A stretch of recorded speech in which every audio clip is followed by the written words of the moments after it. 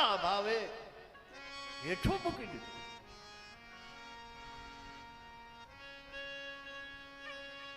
જગતગુરુએ આવું નથી કર્યું. અરે જગતગુરુ રાત્રે હું તો મને એમ લાગે કે આટલી નાની ઉંમરમાં આટલું મોટું કામ પેદલ ચાલીને કરવું. આ વાતો સંતો દ્વારા, સદગુરુ દ્વારા, શાસ્ત્ર દ્વારા માનવે સમજવી જોઈએ. તો એક ક્ષણ પોતાની જવા નથી. મને એમ લાગે જગતગુરુએ એક ક્ષણ પોતાની વ્યર્થ જવા નથી દીધી, એવું લાગે છે.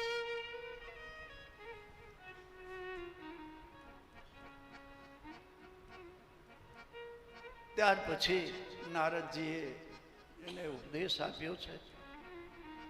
કથા એમ કહે છે શંકરષણ ભગવાન એના પર પ્રસન્ન થયા. એક વખત વિમાનમાં બેસી એ વિહાર કરતો હતો.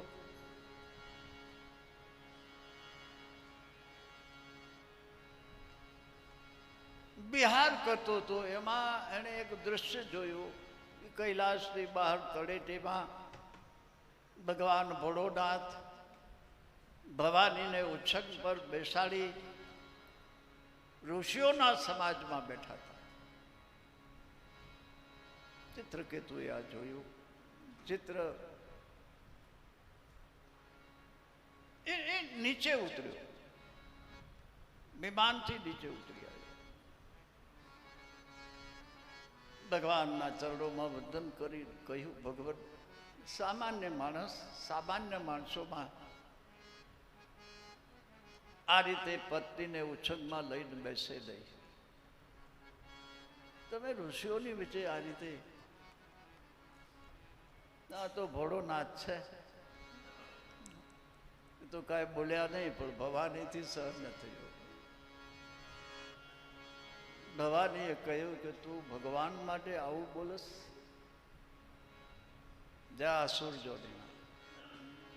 આ પ્રશ્ન કર્યો હતો પરીક્ષતે કે અસુરને મૃત્યુ વખતે આવા વિચારો કેમ આવ્યા? જો અહીંયા પુનર્જન્મની ચર્ચા આવે છે. ઉતાવળમાં કેટલીક રજૂઆતો રહી જાય, પણ પ્રશ્ન કર્યો પરીક્ષતે કે આટલો બધો જે એનું નામ જ વૃત્તાસુર છે, જેની વૃત્તિઓ આસુરી જ છે, જરા પણ સદવૃત્તિની જગા નથી, એવામાં જે આખું જીવન ભજન કરતા હોય એ લોકો પણ ચૂકે છે ટાઈમ પર. તો આને આવા વિચારો કેમ આવ્યા? ત્યારે પુનર્જન્મની આ ચર્ચા કરી. એ આગલા જન્મમાં ચિત્રકેતુ રાજા હતા. ભવાનીના શ્રાપથી એને અસુર જોની મળી.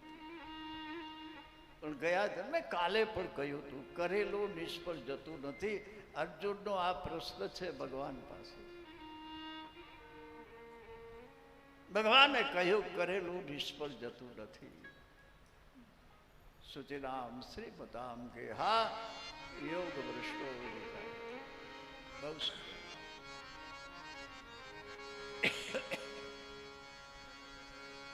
ત્યાર પછી એક પ્રસંગ છે. કશ્યપ ઋષિ છે, એની બે પત્ની છે. એકનું નામ દિતિ છે, બીજાનું નામ અદિતિ છે. આ દિતિના દીકરા છે દાડવો. એના સ્થાનો બધા નષ્ટ થઈ ગયા, એટલે કશ્યપજીની બહુ સેવા કરી તો કશ્યપજી રાજી થઈ ગયા. ટૂંકમાં કહી રહ્યો છું. કશ્યપજીએ દિતિને કહ્યું કે હું પ્રસન્ન છું, તું માગ. ત્યારે આણે માગ્યું શું ખબર છે? દિતિએ કહ્યું કે ઇન્દ્રને મારે એવો મને દીકરો આપો. જો મારા દીકરાઓને એને માર્યા છે. ઇન્દ્રને મારે. ધ્રુજી ગયા કશ્યપ કે આવી માંગણી? બોલે હા, મને આવું આપો. અહીંયા દિવ્ય ચર્ચા છે. અહીંયા કશ્યપજીએ કહ્યું કે ભાઈ તને જો એવા દીકરા જોતા હોય તો એના માટે તારે કાંઈક કરવું પડશે. અહીંયા એક પ્રશ્ન છે, દિતિના દેવ છે, જો પતિ એક જ છે બેનો. અદિતિના દેવો થાય છે, દિતિના દાનવો થાય છે. કારણ ક્યાં છે? દિતિએ પ્રશ્ન પણ ઉઠાયો છે કે આવું કે અમારા બંનેના પતિ તમે એક છો, તો મારી બહેનપણીના દીકરા દેવો થાય ને મારા દાનવ. ત્યારે કશ્યપે કહ્યું એમાં મારી ભૂલ નથી, એનું કારણ તું છો. આ ચીજ છે, દરેકના ભીતરમાં બે વિચારધારા પડી છે, દરેકના વિચાર. રામચરિત માનસમાં ચોપાયો આવી સુમતિ કુમતિ વિભીક્ષણ સબકે ઉર્વ સહી વેદ પુરાણ નિગમ અસ કહે.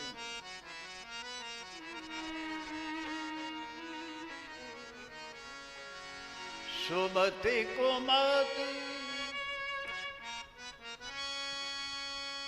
સબકે ઉર્વ સહી. सुमति कुमति सब के उर्वशी. सुमति कुमति सबके उर्वशी. सुमति कुमति सब के उर्वशी. वेद पुराण निगम अस कहहि.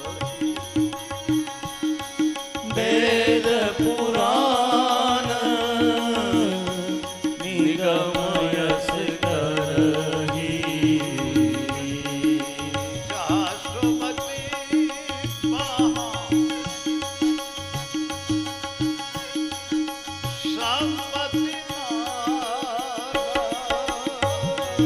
जहाँ सुमति संपत्ति नाना. जहाँ सुमति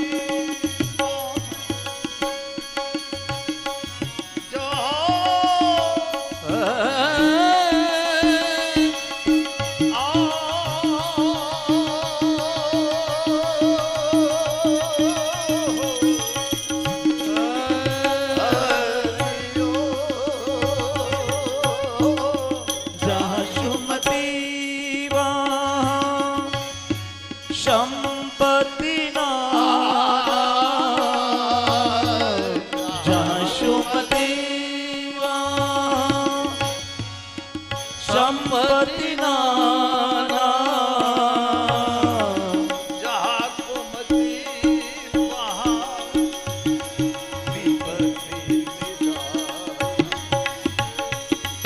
जहाँ सुमति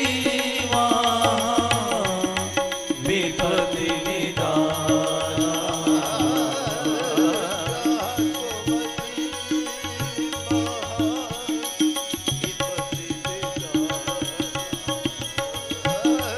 जहाँ कुमति विपत्ति निदान. સ્પષ્ટ છે. જ્યાં સુમતિ છે ત્યાં અનેક પ્રકારની નાની નાની સંપત્તિઓ આવી વાસ કરે છે, અને જ્યાં કુમતિ છે એનું નિદાન તો વિપત્તિ જ છે. કશ્યપજીએ કહ્યું કે એનું કારણ હું નથી, તું છો.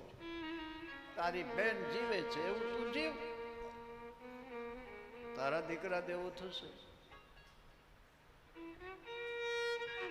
બોલે હું જીવીશ.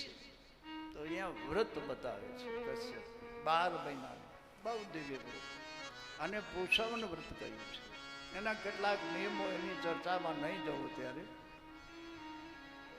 પણ કશ્યપજીએ કહ્યું કે જો આ નિયમ છે આ બધા, એમાં એક નિયમ એ પણ હતો જે કહી દઉં તમને, સાયંકાળે સૂવું નહીં. આ કે બહુ 25 કે 29 નિયમો બતાવ્યા છે. એક વર્ષ માટે આ નિયમોનું તારે પાલન કરવું પડશે. એમાં એક નિયમ, સાયંકાળે સૂવું નહીં, એવું બતાવ્યું છે. આ ચર્ચામાં આવે છે એટલે આ તમને કહું છું, બાકી તો બધા નિયમો બહુ સારા છે. અને એમાં જો તું ભૂલ કરીશ, કશ્યપજી આવું કહ્યું કે આ નિયમો હું જે તને આપું છું એ નિયમોમાં જો ભૂલ કરીશ તો તારા દીકરા દેવો તો થશે, પણ તારા પક્ષે નહીં રહે, દેવોના પક્ષે ચાલે થશે. આવી ભલામણ કરી કે હું ભૂલ નહીં કરું. ચર્ચા એવી છે. જો એણે વ્રત શરૂ કર્યું, ઇન્દ્રને ખબર પડી તો ઇન્દ્ર ચાકર થઈ ડર્યો.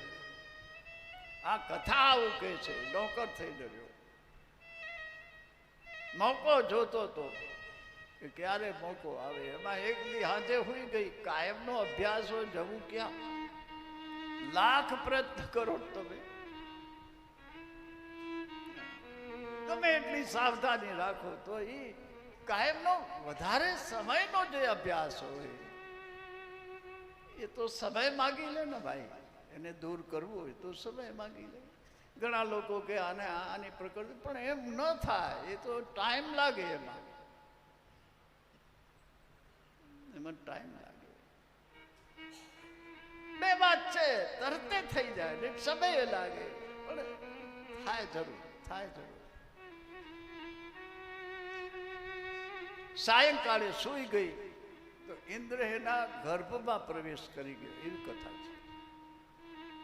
ગર્ભના 7 ટુકડા કરી નાખ્યા તો 7 રડવા લાગ્યા. ઇન્દ્ર ગભરાયો હતો, એકમાંથી હાથ થઈ ગયા એટલે વળી એક-એકના 7 ટુકડા કર્યા. એટલે સતું હું ભણેલો નથી, તમે ગણિત લગાવજો. કેટલા થયા? 49. એ 49 અવતર્યા, પણ નીતિની સેવા ન રહ્યા, એ હાલ્યા ગયા. એ 49 વાયુ થયા, એવી કથા છે. મેન વાત ક્યાં છે? આ વાત સમજવાની. આ ભાગવતજીમાં એટલા બધા દિવ્ય ઉદાહરણો છે, અદ્ભુત ભાવો છે.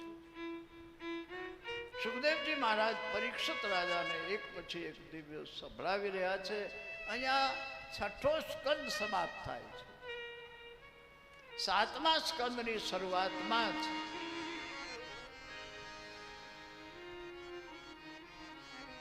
ત્રણ પ્રકારની વાસના, એના પર બહુ ચર્ચા છે. આખો સ્કંદ એમાં ભરેલું છે. માનવ જીવનમાં 3 પ્રકાર છે. એક સદવાસના છે, સારી વાસના. સદવાસના એટલે હકીકતવાળી સારી વાસના, કે મારે પરમાત્માને પ્રાપ્ત કરવા છે, એ વાસના જ છે. મારે મુક્તિ જોઈએ છે, સારી વાસના છે. એક સદવાસના, બીજી અસદવાસના છે. તેમાં અસદ જ હોય બધું. ના સદ વિત્તે ભાવો, ના ભાવે વિત્તે સત, ગીતાજી બોલે છે. અસદ ભાવ. પણ ત્રીજી એક છે મિશ્ર વાસના. ભાગવતજીમાં અને બહિર્ભાવોમાં પણ તમને આ જોવા મળશે. સદવાસના વાળાનું તો ઠેકાણું પડે જ છે, પણ અસદવાસના વાળાઓનું પણ ઠેકાણું પડ્યું છે. મિશ્ર વાસના વાળાઓનું ઠેકાણું નથી પડ્યું. અસદવાસના વાળાઓમાં એક મોટો ગુણ છે જે સંતોને ગમે છે. સંતોને ગમે એક ગુણ એ છે નિશ્ચયાત્મક બલ. એ અગાળના આલાના, પછાડના પાલાના, વચલા વારે કોઈના નહીં, એવું નહીં. એના જીવનમાં નિર્ણય છે. જે રીતનો નિર્ણય લીધો એ નિર્ણય પછી એમાં કાંઈ ફરક ન થાય. તો મહાપુરુષોને વિશ્વાસ હોય છે. રામકૃષ્ણ પરમહંસને વિશ્વાસ હતો કે આ નરેન્દ્ર ઊંધો હાલે છે. ખબર છે તમને બધાને? જેને ભારતની હવા આખા વિશ્વમાં ફેલાવી લીધી એ પરમ પૂજ્યપાદ બ્રહ્મલીન વિવેકાનંદજી થયા. એ નરેન્દ્ર બહુ તાર્કિક માણસ હતો, શું કરવાનું ને રામકૃષ્ણ પરમહંસ દલીલો જ કર્યા કરે, ઘા જ કરે સીધા. પણ પરમહંસ પારખી ગયા હતા કે આમાં છે. વહેલો મોડો થાય તો પરમહંસની રાહ જો કે કેમ નરેન્દ્ર દેખાયો નહીં, કારણ શું છે? આ કારણ છે.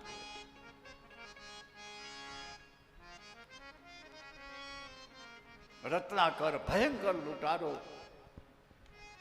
વાલ્મીક બની ગયો, મહાકવિ.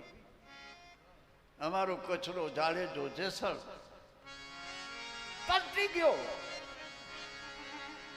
ફક્ત પ્રવાસ કરીને કચ્છ આવ્યા એટલી વારમાં તો એનો ભીતર પલટી ગયો અને પીર થઈ ગયો. ત્રણે ભયંકર. અમારે કચ્છમાં મહાપુરુષોએ એક દોહો કવિઓએ લખ્યો છે કે તોરલે ત્રણ નર તારિયા શાસ. આ ત્રણે ભયંકર. શાસકીઓ એ પણ ભયંકર. જેસડે ભયંકર, જેને ભાણેજાઓને કાપી નાખે. એને તમે પદ સાંભળો તો ખ્યાલ આવે. ભયંકર માણસ. અને ઓલો સધીર વાણીઓ, દુરાચારી વાણીઓ, વ્યભિચારી વાણીઓ. એના માટે આ દોહો આવ્યો. તોરલે ત્રણ નર તારિયા સાસતીઓને સધીર. એ જેસડ જગનો ચોરટો પલમાં કીધો પીર. એક પલમાં જો.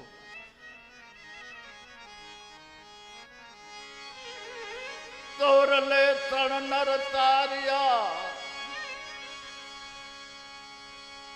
અરે તોરલ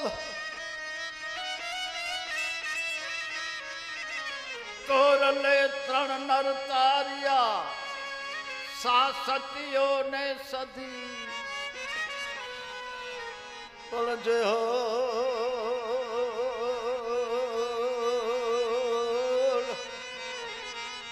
જેહળ જગનો ચોરટો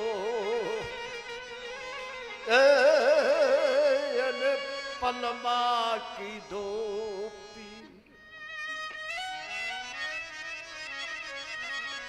મહાપુરુષોનો એના તરફ લક્ષ્ય હોય છે. જ્યારે મળ્યો ત્યારે પછી તો ભગવાનની તાકાત નહીં, એને ચલાયમાન કરી છે. મળે એટલે વાત પૂરી થાય. તો અસદ વાસના વાળાનો ભાગવતમાં ઠેકાણું પડ્યું છે, પણ મિશ્ર વાસના વાળાનું ઠેકાણું પડતું નથી. અમારા સંતોએ પદો લખ્યા છે જેના ઘડી ઘડીના ભાવો બદલે, જેના ઘડી ઘડીના રંગો બદલે, એના ઠેકાણા ન પડે.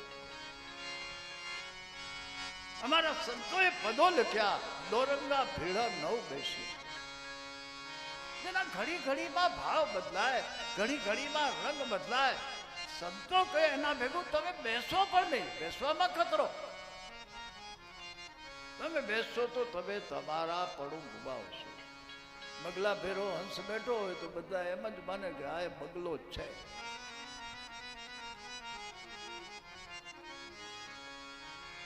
દોરગા ભેળા રે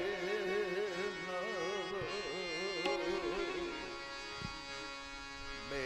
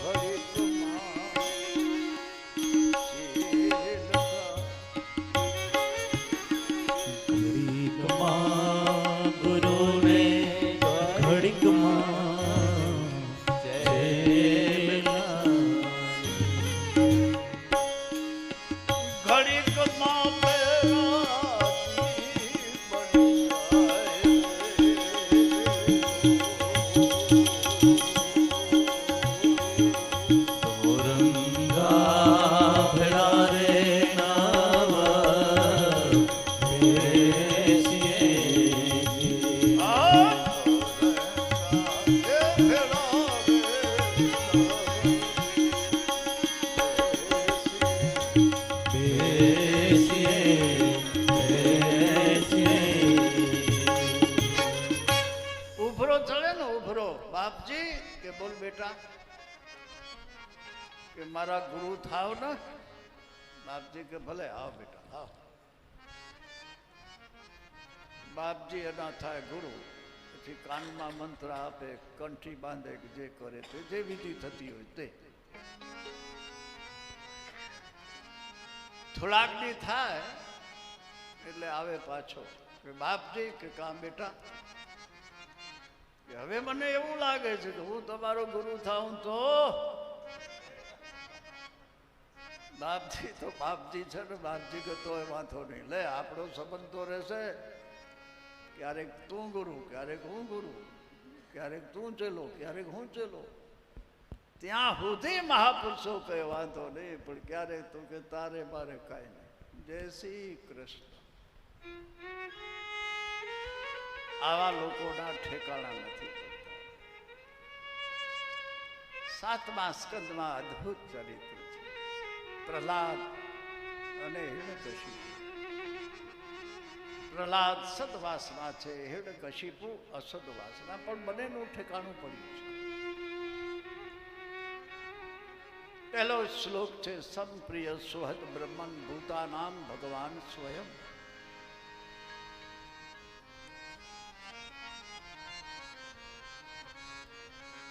સંપ્રિય સુહદ બ્રહ્મન ભૂતાનામ ભગવાન ઇન્દ્રશ્યાર્થે કથમ દૈત્યમ વદતે વિષભો. આ પરીક્ષિતે પ્રશ્ન ઉઠાવ્યો કે ભગવાન તો બધાનો બાપ છે, ભગવાનમાં ક્ષમતા હોવી જોઈએ. ભગવાન કેમ આ વિષમ વ્યવહાર કરે છે, દાનવોને મારે છે, દેવોનો પક્ષ કરે છે? ભગવાન આવું કેમ કરે છે?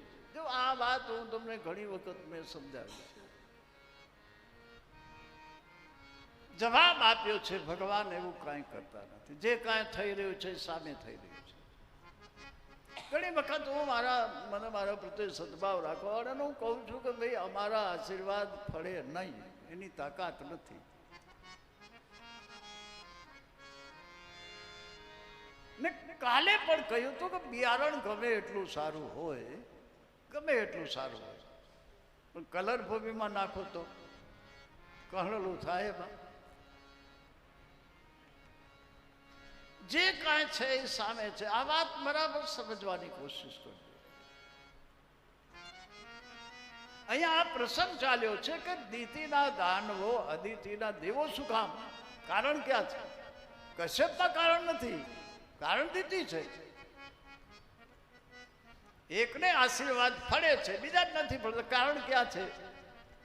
આશીર્વાદ આપવા વાળામાં કારણ છે, કોનામાં કારણ છે? વરસાદ વરસે છે, કલર ભૂમિમાં પણ વરસે છે, પણ અંકુર નથી ફૂટતું. વરસાદનો થોડો દોષ છે. મીઠી ભૂમિમાં તો કેટલું નીકળી પડે છે, જુઓ ને. કાંઈ દેખાતું ન હોય ને સવારમાં તો તમારે લીલી છબુ બી હોય થતી. મેન વાત આ સમજવા જેવી છે, બહુ સમજી. એટલા માટે મેં શરૂઆતમાં જ કહ્યું હતું કે અધિકારી બની જાઓ. બસ પછી તમારે કોઈ વસ્તુ શોધવા નહીં જવી પડે. કામો અધિકારી બનવું નથી તમારે મારે. અને અમારા દાદા બેકરોએ તો ગાળો લીધી છે. આજે અમારું કચડો આવ્યો છે ને એટલે મને કચડો યાદ આવી જાય છે. ગાળ હું તો બંધ કરી નાખું છું, પણ છે ગાળ નથી હકીકતમાં, પણ લોકોને ભારે પડે છે થોડા.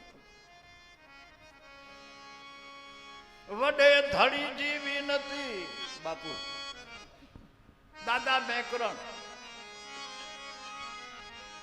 એ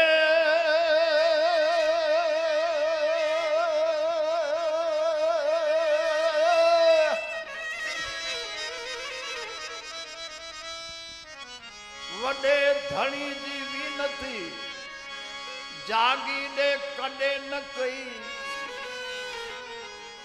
એ વગર કમાણીએ મોજુ મંગી, એ ઉની કે લજુ નથી. મેં ગાળ બાદ કરી નાખ્યું. દાદા બેંગડે તો આવડી ચોપડી છે. અદ્ભુત અમારા કચ્છના કવિની એને ઉપમા પડી દાદા બેકરો. કેટલાક ભાવિકો પ્રસંગ નીકળ્યો તો 2 મિનિટમાં કહી દઉં તમને. અદ્ભુત ચરિત્રો છે મહાપુરુષોના, તમે જુઓ.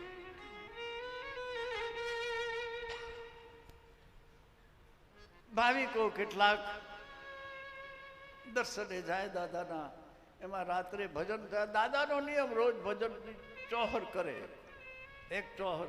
ઘણા સંતોના ભક્તોના એમને ચોસર કર્યા વગર સુવે નહીં, ભજન કર્યા વગર સુવે નહીં. રાતે ભજન થયા, ભાવિકો આવ્યા, થોડાક વધારે થયા છે, ચોહરને બદલે 2-5 ચોહરો થઈ ગઈ હશે. ચોહરમાં સમજો 4 ભજનને ચોહર કહેવાય. એમાં કેટલાક જે રાતે આવ્યા હતા ને, એમાં કેટલાક સંગીતના સંગીતજ્ઞ જાણકાર હતા, તાલસુરના. એ પછી ભજન સમાપ્ત થયા ને બધાએ શયન કર્યું ને ત્યારે પછી ઓલા હુતા અંદરો અંદર ઓલા જે જાણકાર હતા ને એ ચર્ચા કરે કે દાદાની મસ્તી એટલે તો કહેવું પડે, ભજનની મસ્તી એટલે મસ્તી, પણ એમાં જો તાલ સોર મળે ને તો ઓર આનંદ આવી જાય. જ્યારે દાદા પોતાની મસ્તી, મસ્તી એટલે મસ્તી, બસ મુझे मेरी मस्ती कहाँ लेके आई. બહુ બહુ બહુ સુંદર. मस्ती में मैं मस्त बना.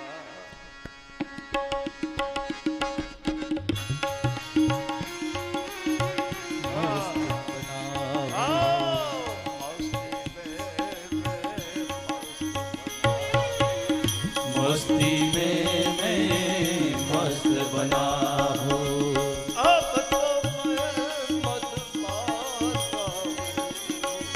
अब तो मैं मदमाता हूँ.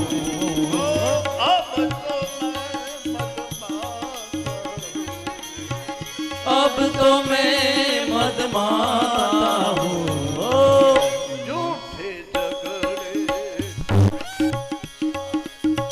झूठे झगड़े બધા ઉઠ્યા,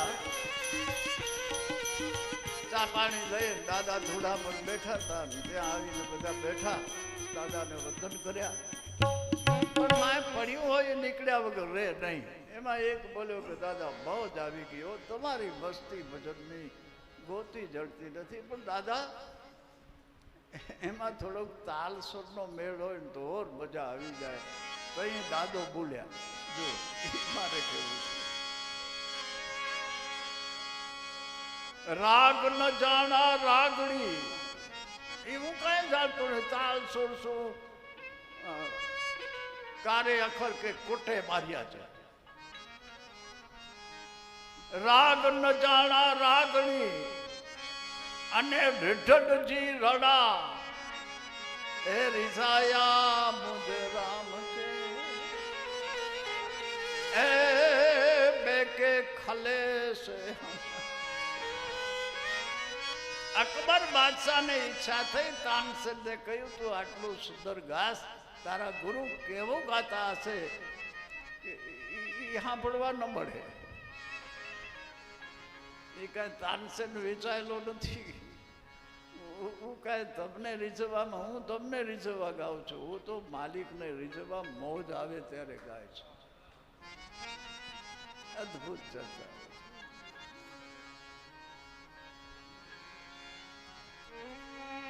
ટૂંકમાં કહું, પ્રહલાદ ચરિત્ર છે, અદ્ભુત ચરિત્ર છે. કલાકો જાય, 3 કલાક તો મેં લીધા છે ઘણી વખત કથામાં, પણ આજ તો 10 મિનિટમાં પૂરું કરી દઉં. પછી પૂજ્ય સંતો આપણી વચ્ચે પધાર્યા છે, એમના આશીર્વાદ મેળવીએ. જોકે મને તો એવું લાગે છે સંતોની ઉપસ્થિતિ આયોજન સફળ. આ મારો નિજી અનુભવ છે.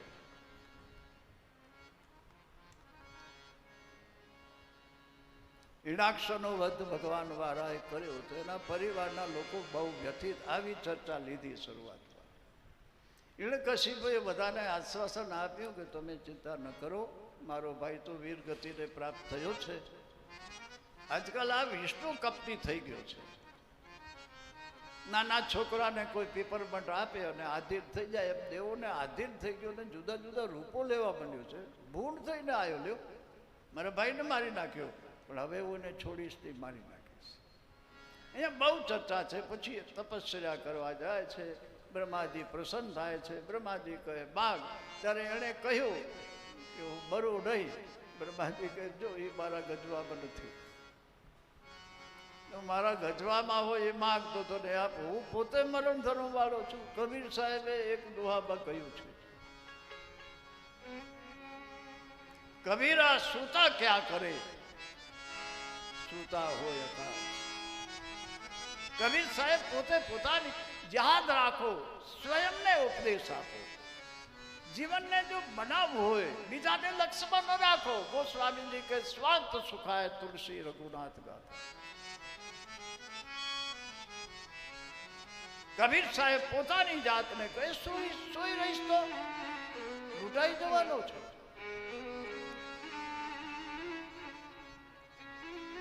કબીરા સૂતા ક્યાં કરે, અરે કબીરા કબીરા કબીરા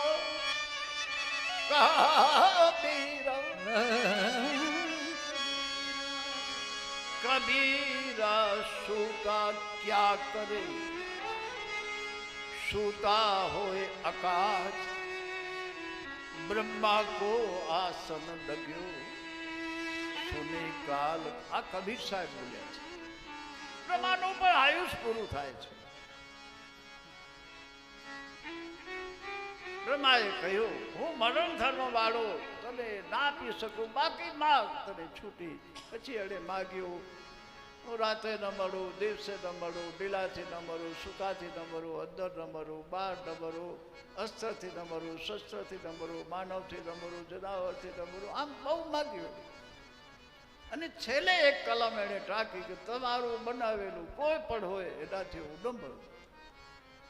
અને એને કઈ કર્યું કે બધું બનાવેલું તો એનું છે, પણ એને ખબર નહીં કે એને બનાવવાળું બીજું છે કોઈ. પછી તો એને બહુ જુલમ કર્યું છે. પૃથ્વી આખી પ્રક્રિયા છે દરેક અવતારમાં. પરમાત્માને દેવોએ પ્રાર્થના કરી. પરમાત્માએ કહ્યું થોડા સમયમાં એનો ઘડો ભરાશે, એને ત્યાં મારો ભક્ત અવતરશે. પછી એને ત્યાં પુત્ર અવતર્યો, એનું નામ પ્રહલાદ આપ્યું છે. બહુ બહુ સુંદર. બચપનથી જ એ પરમાત્મા અભિમુખી છે.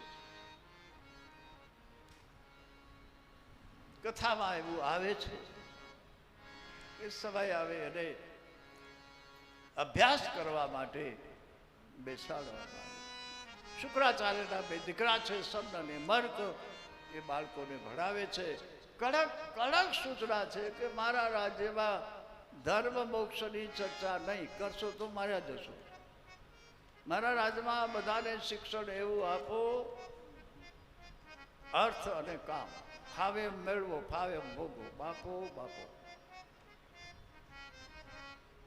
ચર્ચામાં એવું આવે છે 12 મહિના પૂરા થયા એટલે હિરણ્યકશિપુ પોતાના બાળકને પ્રહલાદને ખોળામાં બેસાડીને પૂછે છે કે બેટા 12 મહિના તે અભ્યાસ કર્યો, એમાં તને સારું લાગ્યું હોય એ કે.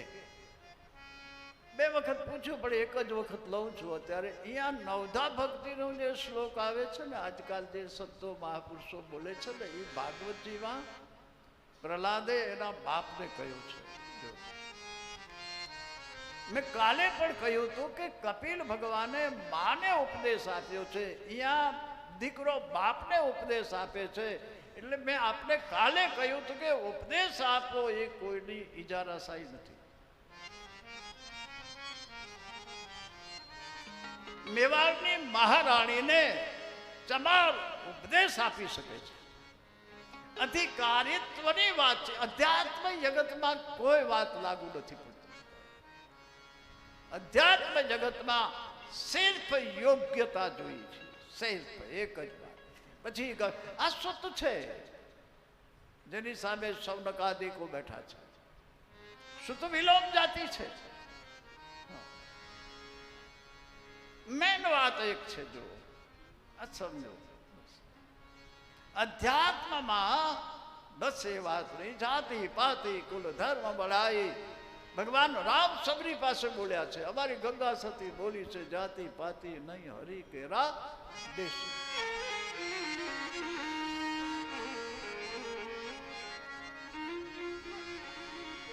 પ્રહલાદ કહે છે, પિતા આ 9 પ્રકારની ભક્તિ છે, એમાંથી એક પ્રકાર તમે દૃઢ કરો, તમારું બેડું પાર થઈ જાય. શ્રવણમ કીર્તનમ વિષ્ણુ સ્મરણમ પાદ અર્ચનમ વંદનમ દાસ્ય શક્ય આત્મનિવેદન. આ 9 પ્રકાર છે, એમાંથી તમને યોગ્ય લાગે એ લઈ લો. ભગવાન રામ સબરી પાસે બોલ્યા છે, 9 જિनको एको हो. આ 9 માંથી એક હોય સબરી. 9 જિनको एको હોય નારી પુરુષ સચરાચર કોઈ. સો અતિશય પ્રિય ભાગીની મોરે સકલ પ્રકાર ભક્તિ દ્રઢ હોય. એક જ પ્રકાર. બહુ ગુસ્સો કર્યો, સંડાબડ કરે, ધમકાવે. પછી આપણે જાણીએ છીએ, ટૂંકમાં પૂરું કરી દઉં, કે પ્રહલાદ ઉપર બહુ જુલ્મ કર્યા છે. પછી શું થયું છે કે જ્યારે સમય મળે ને ત્યારે પ્રહલાદજી પોતાના સહધ્યાયીઓને સમજાવે કે આ ગુરુ નથી, એ અગુરુ છે.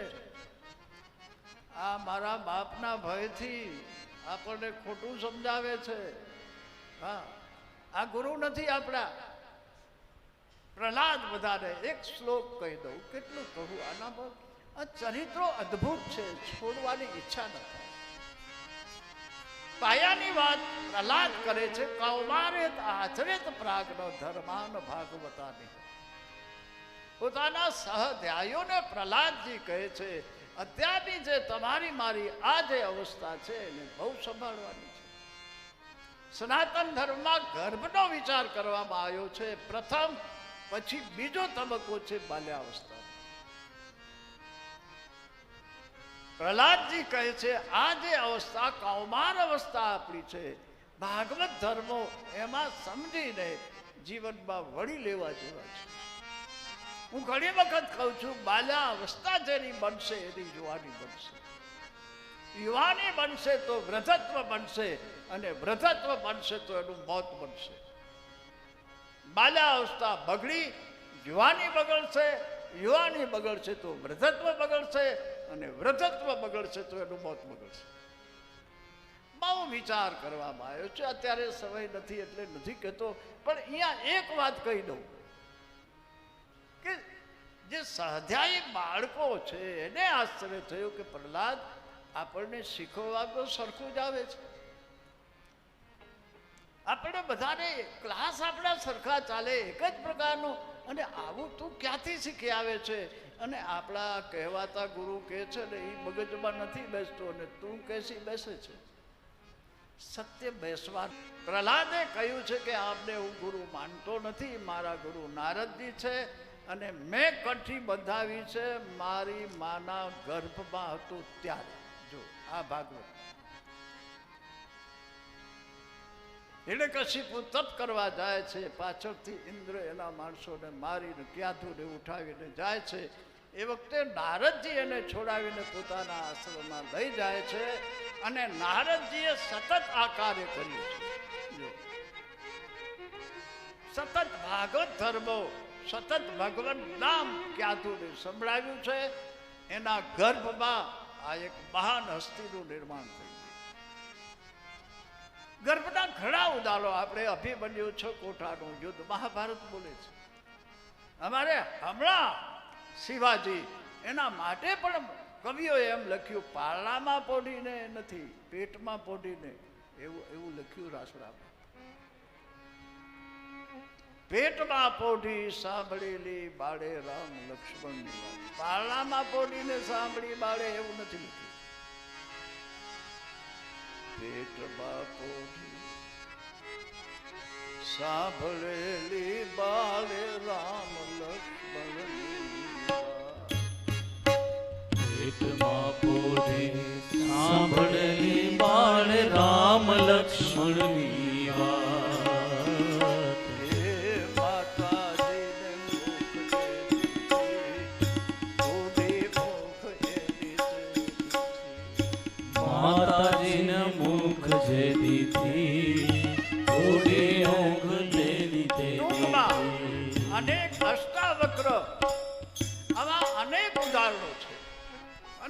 બિલકુલ હકીકત છે. હવે આજ તો વિજ્ઞાન પણ એ તરફ વળ્યું છે. આ પ્રસંગ પર માતૃત્વ પર હું બહુ બોલું છું.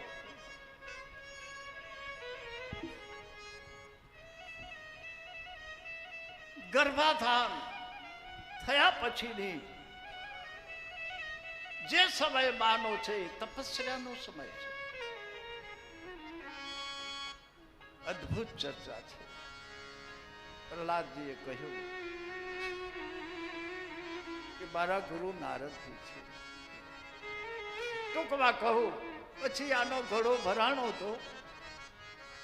સાયંકાળ આના માટે ઝેર આપ્યા, હાથીઓ ચલાયા, પર્વતમાંથી પછાડે, આવું બધું હોલકા એ બળી ગઈ. આવી બધી બહુ ચર્ચા છે, બહુ કોશિશ થઈ છે. પણ એક મેન વાત એ છે, ગર્ભના સંસ્કાર કેટલા મજબૂત છે. આટલી એક ભયંકર આસુરી સત્તા એક નાનકડા બાળકને હલાવી નથી શકતી.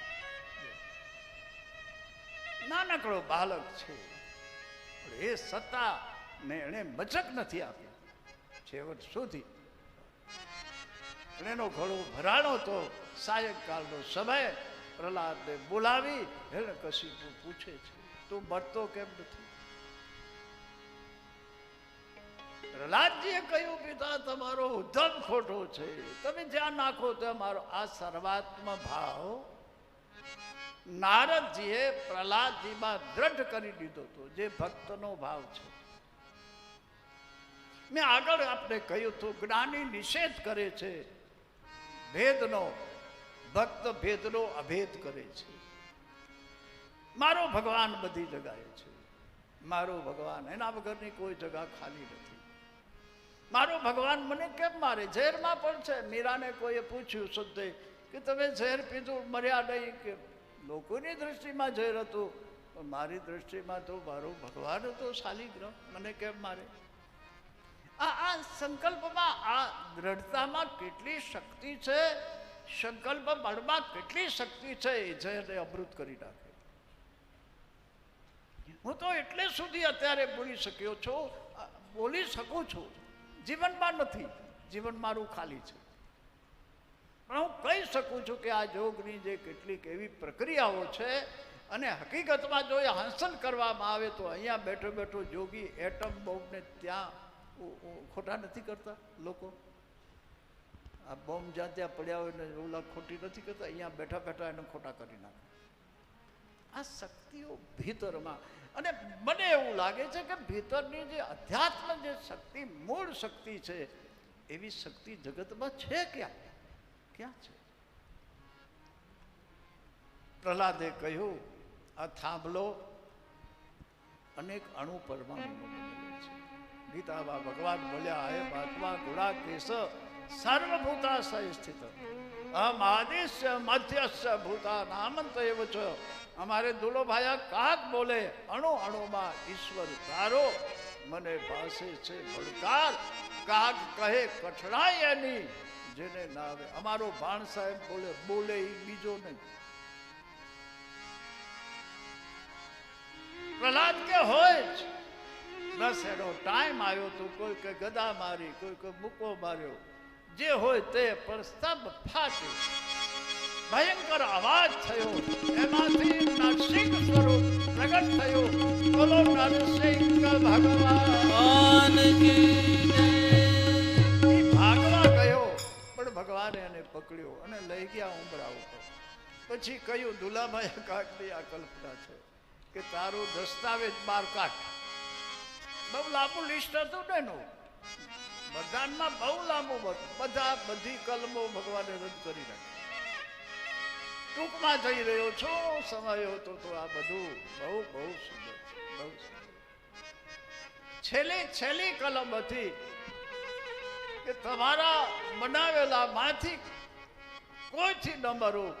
ત્યારે ભગવાને કહ્યું કે હું બ્રહ્માનો બનાવેલો છું. ત્યારે એની કશી કોઈ એવું નથી લાગતું કે તને કેવું લાગે છે કે મને પપ્પા નહીં પણ દાદા જેવા લાગો છો. તમે એના દાદા જેવા લાગો છો કે હવે કોઈ કલમ બાકી રહી, આ એક જ રહી છે. કઈ કે ઉપરવાળી કે ઉપર? તો ભગવાને પોતાના દેવતાઓએ દુધમી દીધી. જય જય કાઠ થયો. બોલો નરસિંહ ભગવાન જોરમાં છે. બોલો બધું તૈયાર હશે. મીઠું મીઠું જગા થાય. બોલો નરસિંહ ભગવાન જય જયકાર. બહુ અદભુત ભગવાનનું રૌદ્ર સ્વરૂપ છે. શાંત થતું નથી.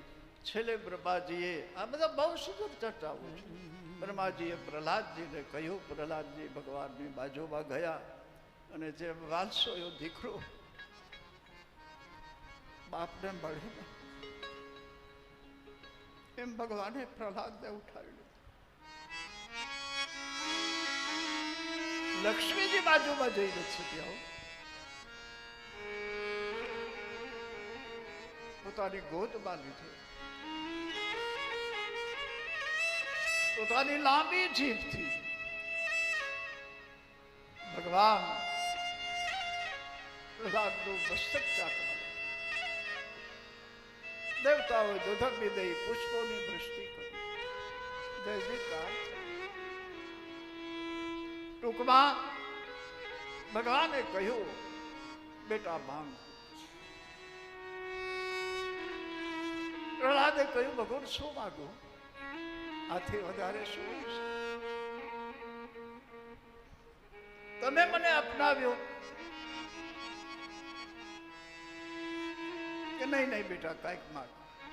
મારી ભાવના છે. તમે જોવો તો ખરા. તમે આ શાસ્ત્રો ખોલો, વાંચો. ખાલી વાંચી નાખી ન દો. એના પર થોડું ચિંતન મનન કરો. ઘણા લોકો કે અમે વાંચી નાખી દીધું છે. શું રાખ્યું છે? તમારા જીવનમાં કાંઈ દેખાતું નથી. વાંચેલું એ કહેવાય. જીવનમાં કાંઈક તો દેખાય. થોડું પણ થોડું તો દેખાય.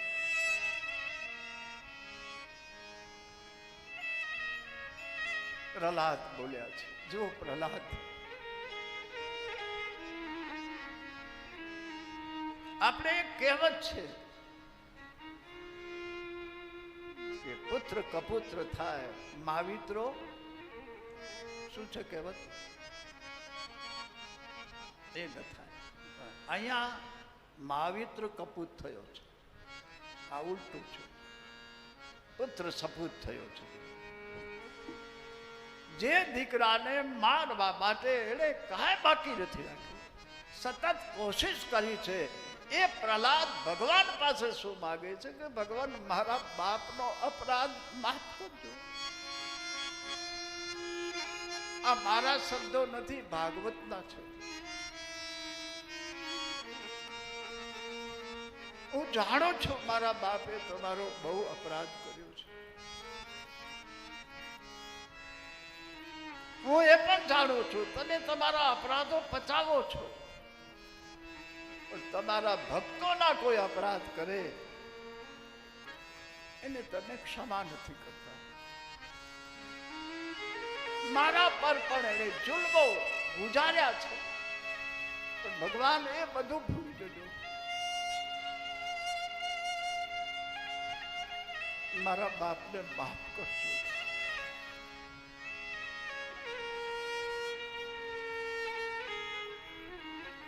ભગવાનની આંખમાં આંસુ આવ્યું.